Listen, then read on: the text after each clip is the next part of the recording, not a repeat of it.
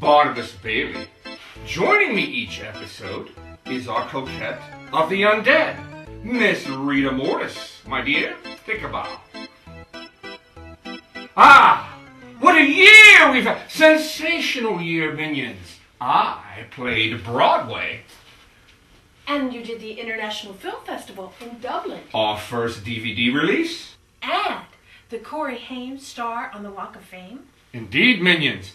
Of course, we can't forget our red carpet debut at 6 Degrees of Hell. Or the adorable, wonderful Twinkle Twinkle Little Star, Jimmy Star show interview on the radio. Mr. Star, Mr. the Prince of Charming, the King of Cool. You know, my dear, the purpose of our show initially was to find young independent filmmakers from around the globe to be on the greatest show on earth. And tonight is no exception, minions. Indeed, tonight's film is from Dublin, Ireland. My dear, you're wearing some very unusual footwear tonight. Well, I wore these because the film is in Dublin and there could be leprechauns. So I wore my rainbow booties so that I could find a pot of gold. Minions, my dear, there are no leprechauns in tonight's film. There could be. No, there aren't any leprechauns, I assure you, even though you think that most of them are magically delicious. There could be, because I'm wearing my rainbow shoes. And you see, if you wear rainbow shoes, then everywhere you go, it's a pot of gold. I got it, my dear. Anyway, minions, we have a rare look inside a new film called Runway Children by a Dublin filmmaker, Mr. Jason Figgis. Jason, the director himself, will join me in a very in-depth interview and share many of his clips from the film and hopefully inspire you minions to go out and see it.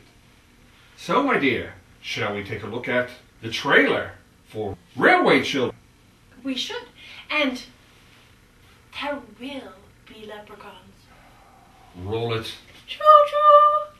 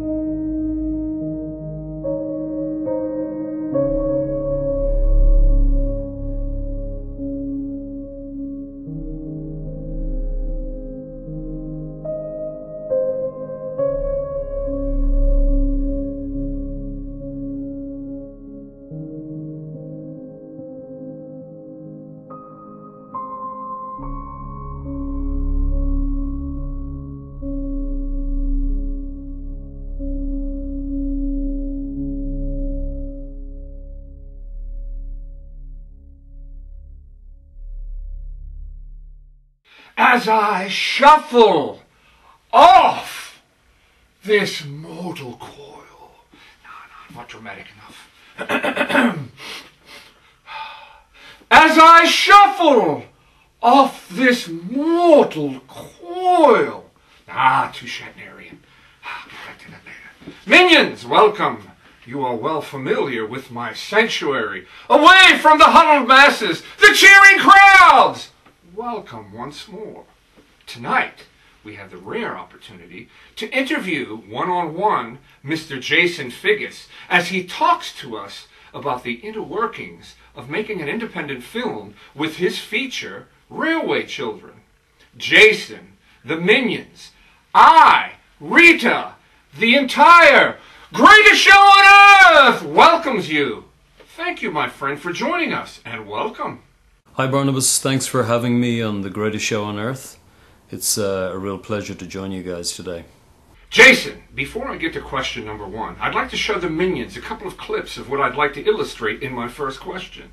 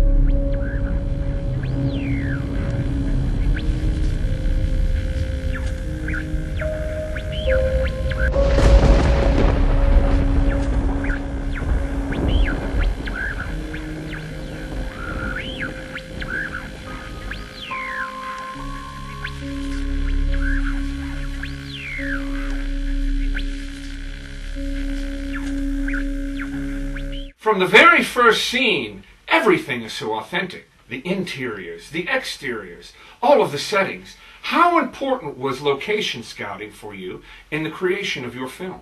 Thanks, Barnabas. Well, the process of working on the film entailed, in a large part, finding the correct locations. If we didn't have locations or an environment that really was believable as being a post-apocalyptic future, well then the film would have fallen at the first hurdle. So what we did was we did a lot of scouting. We had a few people involved, and we'd go get them to go to different locations, send us back whatever information they had in the form of photographs, or in some cases they even recorded exterior sound just so we could get an idea of what the entire environment would be like, accompanied with the pictures. But my brother, who is a filmmaker like myself, he happened to be doing a bit of research into locations for doing some stills photography, and he came across some abandoned houses. There were literally a street of abandoned houses in Dublin, and they'd all been broken into and they'd just been left in ruins. And we thought, well, these locations would be absolutely perfect for a tale which was, about a post-apocalyptic Irish landscape. So that's pretty much the process we used, and a lot of it became just all about serendipity, in finding places by accident. And we were just lucky that they kind of worked and suited the film. You did something very unique in the setup of the entire story with the one singular sequence and that is the broadcaster on the television. Let's take a look. The World Health Organization was last night trying to find a way to halt the spread of a deadly flu-like virus across the world. After a crisis meeting following the deaths of up to 700 people in the UK, WHO declared the virus a pandemic. More than 1,000 others are reported to have been infected by the virus in Ireland. Health officials believe at least 1,200 people in New York alone have the illness. The flu combines genetic material from animals in a way scientists have not seen before. The fact that deaths are among adults only is causing further confusion amongst the scientific community. The global health body has said there is evidence of similar outbreaks in almost every major city of the world. Further travel restrictions have been put in place as the virus continues to spread. The virus appears to cause flu-like symptoms that then develop into psychological symptoms that include severe paranoia and violent behaviour patterns before leading to a shutdown of the vital organs and certain death.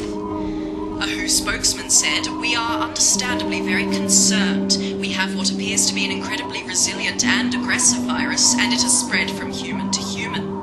We're not sure exactly of the transmission routes, where the initial infection came from, or how efficient it is in transmitting." WHO is also questioning why no children have contracted the virus so far. They also say the public should avoid customary greetings such as shaking hands or kissing. Officials said yesterday they are suspending all public events for another 10 days to try to contain the epidemic.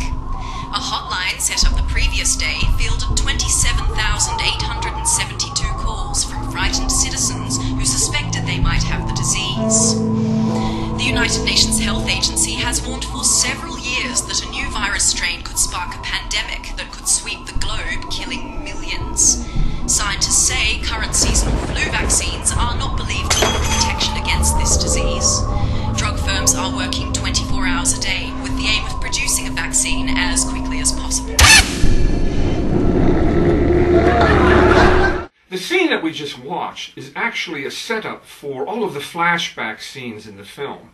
What I like about it is it cues the viewer that they actually have to be an active participant in watching the film. I think that's absolutely brilliant! Can you please talk to the Minions about your thought process on that? Well, obviously, with it being a low-budget film, we didn't have a huge budget, to be able to create the entire backstory where thousands of people kind of rampaging, and we wanted to try and avoid that because that's been overused in films of this kind of subgenre. So what we did was we decided that if we had a news report that was going out around the world of a virus that was affecting people on a global scale, a pandemic, well then that'd be a perfect way of getting the story kicked off very quickly. So the device we used was a girl who looks quite troubled already. She's washing the dishes in her house, and on the TV, which she doesn't even appear to be listening to the news report, then the news report is happening. So that is really for the viewers to kind of immediately get into what is going on.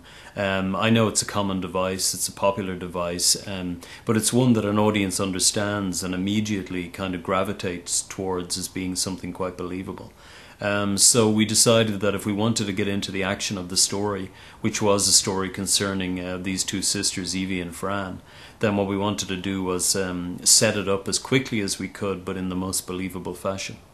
Jason, your film is replete with young actors. What unique challenges did you face dealing with the younger set? People always say you shouldn't really work with children and animals, and so I was a little trepidatious, if that's a word, when it came to starting the entire process of making this film, because I knew it was going to be a film about children. There would be no adults in it except for the flashback scenes. So it was this kind of unique opportunity for me as a filmmaker to work with so many kids from different ages, from the ages of 8 up to 18. I was concerned because of, historically it's proven to be a problem for filmmakers.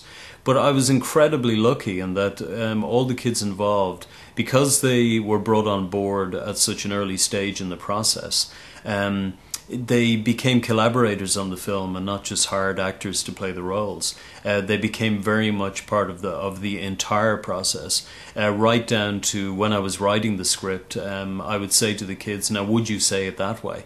And obviously, there being that age gap between us, there's a certain way of speaking that they would use amongst themselves that I wouldn't be privy to, and so they would help me change certain words. Luckily, it wasn't that many. There were just a certain few little words or expressions that they wouldn't use now that I had put in, and it was a simple process of changing those. So the kids very much were collaborators from the very early stages of the film, and that's probably what made the process a little easier for me than it did maybe for other directors in the past. Jason, you did a couple of very subtle things that I absolutely loved and adored as a fellow filmmaker. Let's take a look at the first one, which is Evie's eyes scanning the room, followed directly by Fran discovering the dead body. And then I'll continue on with a question. Read. Like your pal here says. Out loud.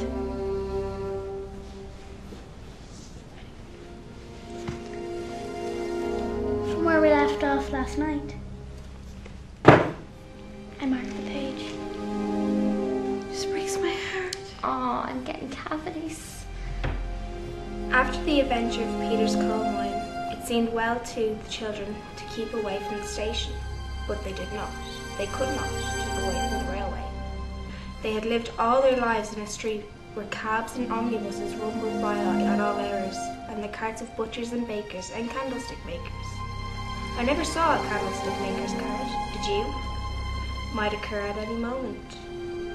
Here in the deep silence of the sleeping country, the only things that went by were the trains. They seemed to be all that was left to link the children to the old life of Hellmans and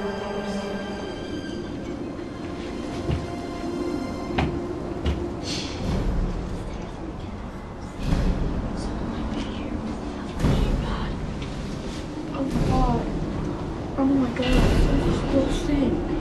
You smell that? You smell that? Yes, I smell that. It's disgusting. Oh my god, it really smells in here.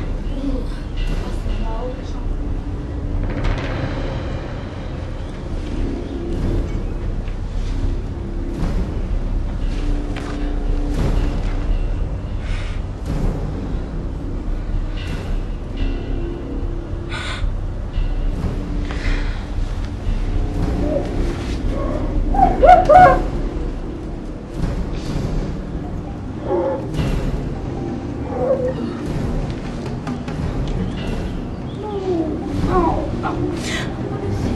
No, Fran, Evie!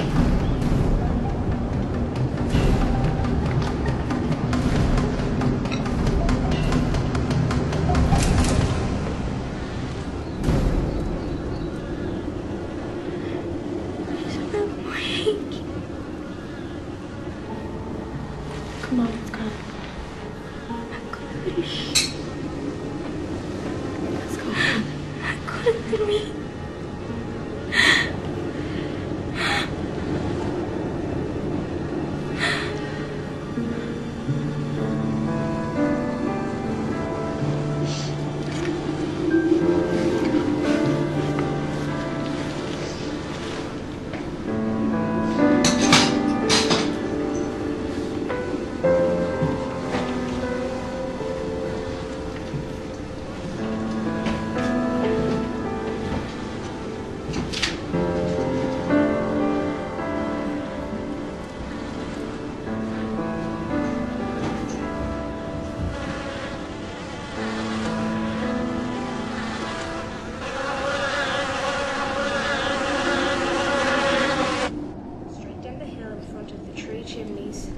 Passage of their 6 feet began to mark a path across the crisp, short turf. They began to know the hours when certain trains passed, and they gave names to them. The 9:15 up called the Green Dragon. The 10:07 down was the Worm of Wantley. We've got all day till dark. Someone else should take over. Anna, you're up. I'm not reading. Take the book and read.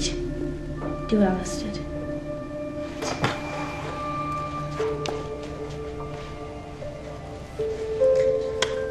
What was left of the second sheet and the Brunswick black came in very nicely to make a banner bearing the legend, "She is nearly well, thank you."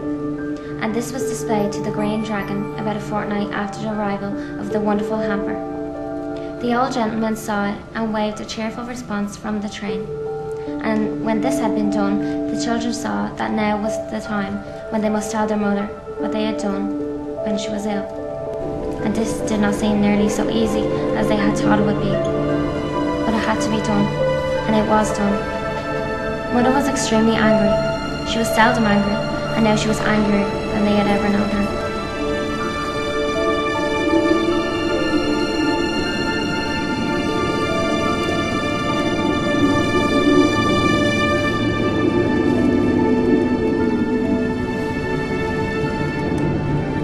Now, in the two clips that we just watched, the first one was Evie with the off-camera scanning of the room while Alice read. The second one, what really grabbed me was when Fran discovered the dead body, and her reaction went from horror to direct confrontation. It's really amazing attention to detail. Can you talk to us a little bit about that? Thank you. Well, for me, what's really important is realism. If you're going to create a story, if the characters and the language that they're speaking isn't realistic, if their body movements and the way that they work with their environment, if it isn't consistent throughout the movie to a level of believability, then I think that you've already failed at the first hurdle. So to me, it was very important to develop the story with the kids involved. And to have them understand that, look, if there are certain things that you don't feel are working in that moment, then change them. Whatever feels natural in that moment, go with it. So you'll see that most of the film was shot in either wides or it was shot in medium wide shots. So we'd be taking in the environment and the kids at the same time. So it gave them latitude in order to move, to move around within the scene.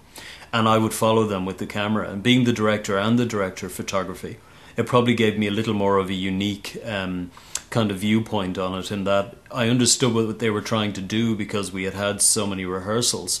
But I was also then, as director of photography, wearing that hat as well as director, then I was able to communicate those ideas to myself immediately, obviously, and move with the kids as they needed to move. So a lot of the stuff, a lot of their reactions came out of the intense rehearsal that we had done with the kids for 12 months right up to leading before we shot the film. So they totally understood their character. They were deeply, deeply in character every time I called action. So it meant that any kind of subtle change would be completely believable, and that they understood where they were coming from and where their characters were at any given time. Jason, I noticed in the opening credits that you did some work with the Habemus Performing Arts School. How did you incorporate them into your production? Railway Children basically came out of this idea that I had when I was working with these kids at the Habemus Performing Arts School in Dublin. I had this idea, and it hadn't been done before, to create a feature film only using the kids from the school that I was working with them in.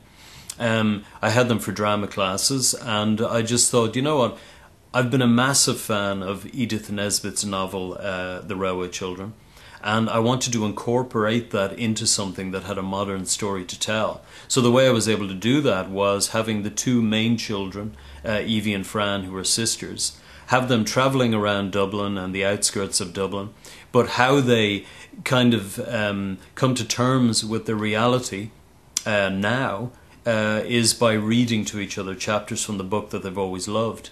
So I thought, hey, let's work this into a new story that I want to tell. And in particular, I've always been interested in the kind of subgenre of post-apocalyptic films in the broader horror genre. So I just thought, hey, I'm going to work with these kids. So as the kids started coming into the class, I would see certain things in certain of the girls or the boys, and I would actually write the characters based around their real personalities. So it meant that they totally understood where the characters were coming from because they were based on who they are as people. So what you're seeing in the performances is very much the personality of the real children shining through. So that for me actually made it a very interesting process. I mentioned earlier that we rehearsed the film for 12 months leading up to shooting the film. Well, when I say 12 months, it sounds like we had a huge amount of time to prepare. But if you think about it, we only actually had an hour each Sunday during term time. So we're actually talking about really about 30 to 35 hours of complete rehearsal for the entire film. But by the end of the last hour, they were all able to stand up together in a room and pretty much recite the movie from beginning to end without any hiccups at all. And that's when we knew we were ready to film. And that became this very unique experience by using these children from the Habemus Performing Arts School. Jason, as a crafter of dialogue myself, I found your dialogue back and forth with the characters, especially in their teen angst, very, very realistic. It seemed that nobody wanted to step up and take the lead, but rather it was more of a, I don't know how the censors will deal with this, but more of a pissing contest. How did you maintain the continuity and the consistency throughout the entire film and maintaining that angst, that dialogue? It was brilliant. Well, you see, as I mentioned earlier as well, that I wanted to have realism throughout the film.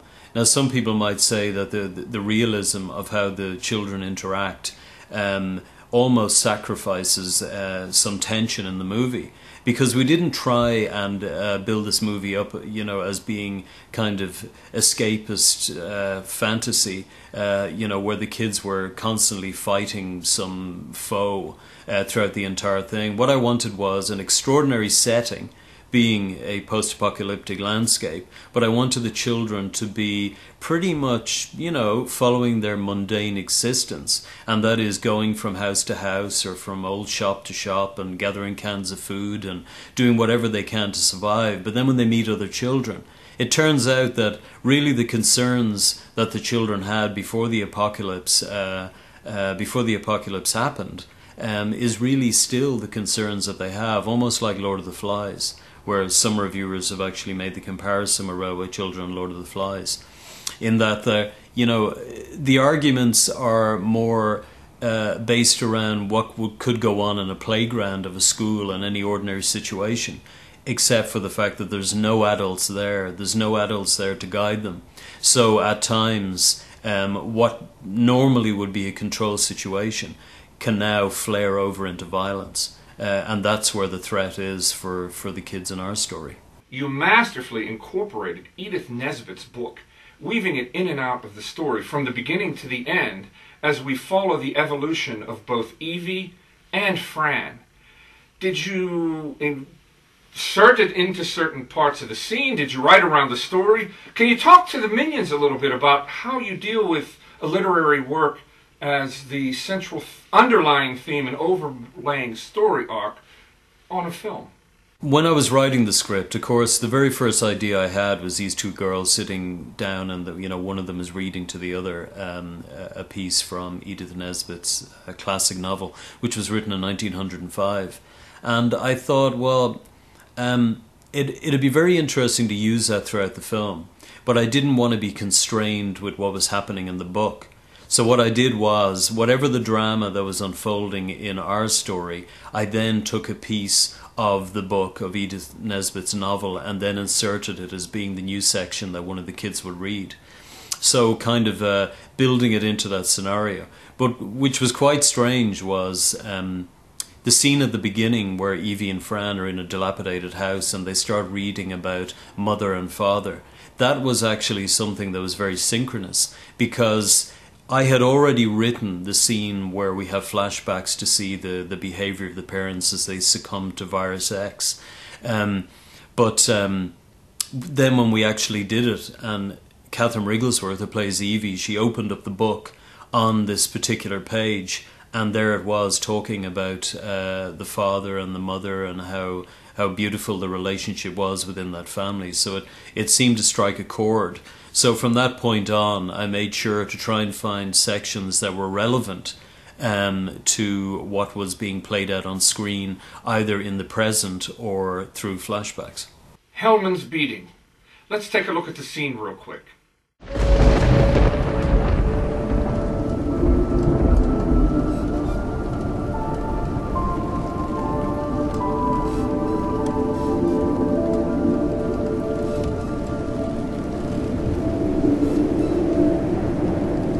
You don't have to do this, Simon. Just calm down. Don't fucking tell me to calm down. We don't have to do this. You're just scared. I'm going to show you what you really are. Oh, yeah. And what's that? I love the cheating today. What are you talking about? Let's go. I know what you're up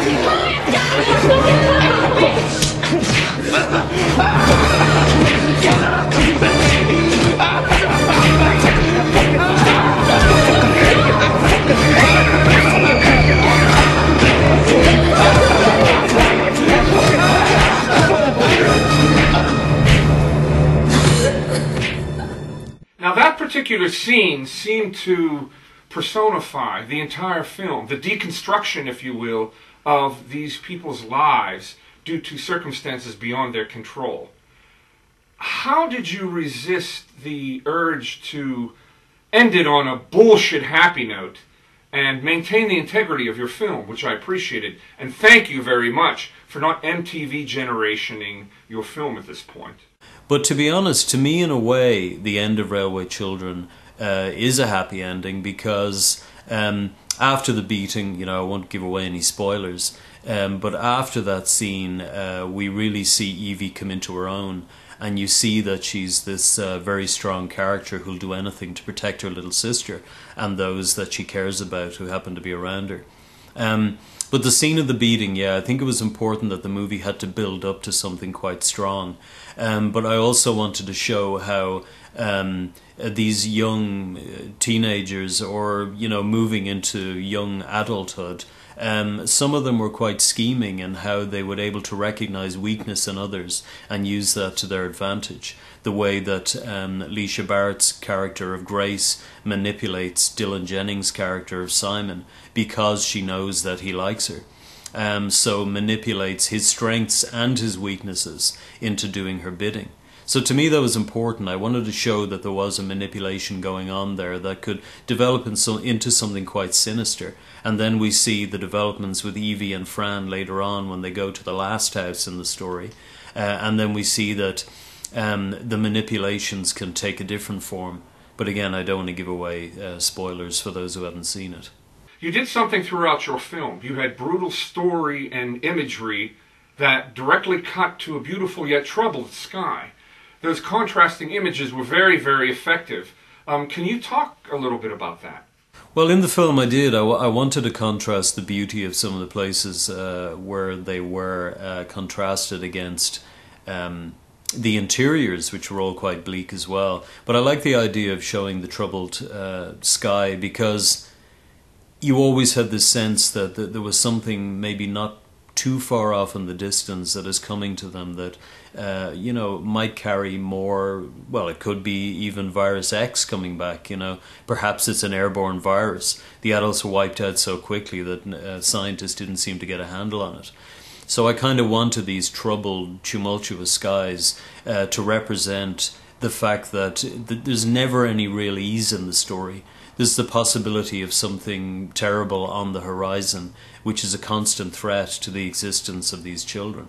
What one piece of advice can you give fellow independent filmmakers that you learned personally while crafting Railway Children? If I could give any advice to independent filmmakers starting out, you know, working on a feature film, I'd say have a really strong script to start with. If you have a really strong script, then you know that you're going to get something exciting out of it. We worked for a very long time on the script for Railway Children. I worked closely with the kids, as I mentioned before, making sure that their interactions would be believable, that the expressions that they used would be believable and timely, and that the course of the story, there was a strong objective. What was it going in a certain direction? That it wasn't being sidelined, that there was a clear objective. I find with independent films that if you don't have much of a budget, try and stick to one simple idea and then drive the narrative in that direction. Don't have too many things coming in from, you know, left or right field that are going to start veering the story off in other directions. Keep all of the characters focused on on the story that you're trying to tell, the central focus of the story. In our story, it's the two sisters. Anything that happens around the two sisters is still part of their story. When they leave the story, everyone they've met is gone. They're left to whatever their story is, that is left behind. We're continuing on with the two sisters. So it's very important to have your focus in the story and stick with that. And then I'd say, look, try and gather a like-minded crew together, people who are excited about getting a film made. If there isn't much money, then you're basically asking people to come on board and work for free. What are they going to get out of that? One, they might want to get a showreel together and they'll have some great footage for their showreel. Two, they might just want the experience of being on a film set and watching everybody put a film together. And let's face it, if you've no money, you have to be very creative in order to get a film made. You're working around every kind of limitation you can imagine in order to try and create this vision that you have. So in a way we were a bit crazy doing a movie that had an incredibly small shoestring budget, but trying to create a story that was around a post-apocalyptic landscape. So we had to keep that story intimate. We had to film in believable settings. So just remember that there are going to be limitations if you've no money. So try and stick within those limitations and then work on something exciting, something fresh, and something that's going to, keep you invigorated throughout the entire process. Jason, one last question. And thank you for indulging us here at the greatest show on earth! What's next for Jason Figgis? Well, thank you very much. I really appreciate that. We all do, actually, because it was a tough process. What we have next on the horizon actually is a few things. We've been working away consistently. We have a teen feature film, another teen feature film coming out called The Ecstasy of Isabel Mann, which is a very violent teen vampire film which stars Ellen Mullen, who played Cass in Railway Children. We've got quite a few of the kids actually coming back from Railway Children for that vampire film. So that's almost shot. We have a couple of scenes to shoot in a decommissioned mental asylum and a couple of scenes, pickups in the woods to do. But the film is already in the edit. We have another feature film, which is an adult psychological horror film called Burial at Thornhill, which is quite a strong film about parents trying to cope with the aftermath of the murder of their daughter. And then we have an extreme horror movie, which we're going to be shooting the entire film in 24 hours. It's a real-time feature film that'll contain a lot of jump cuts at the appropriate moments to contain it within an 80-minute feature. But that's called Scum, and that's a very, very exciting project that I'm actually going to meet the actors this evening to talk about their characters. So that's pretty much what we have. Jason, again, thank you very much. Well, thank you very much, Barnabus. Really appreciate you taking the time to do this interview and to help us get the word of Railway Children out there. Thanks for your time, and I love what you guys are doing.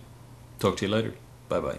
Minions! We hope that you enjoyed this introspection into the mind of Jason Figgis while he presented his film Railway Children. Make sure to check out more information at the website right here. And also, make sure you go out and purchase Jason's film. We hope that you enjoyed Mr. Jason Figgis, his insight into independent filmmaking, and a preview of his film, Railway Children. Make sure that you catch us this fall. This is our big announcement, Rita. Are you ready? I'm ready. Terrorfest 2003! It's going to be so spooky. September 6th, 7th, and 8th at the Sands Bethlehem Conference Center. You'll see everyone from the paranormal and even some horror folks like us. Will there be leprechauns? No leprechauns. Anyway, Minions, thank you for joining us. You can find out more about Jason's film here at his website. And also, you can find out more at, would you like to do the honors of waving the URL in? Terrorfest 2013, right here. Make sure that you join us in Bethlehem, PA, Minions. As for now, thank you as always. Without you, we stay buried. Well, you want to do the... We've only done it 1,000 times. Yes. May all your dreams... May all your dreams be nightmares. We do it.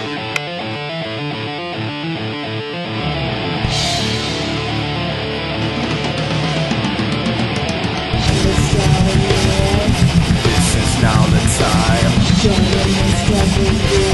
Darkness consumes your mind. Welcome to your new life. Your soul is mine.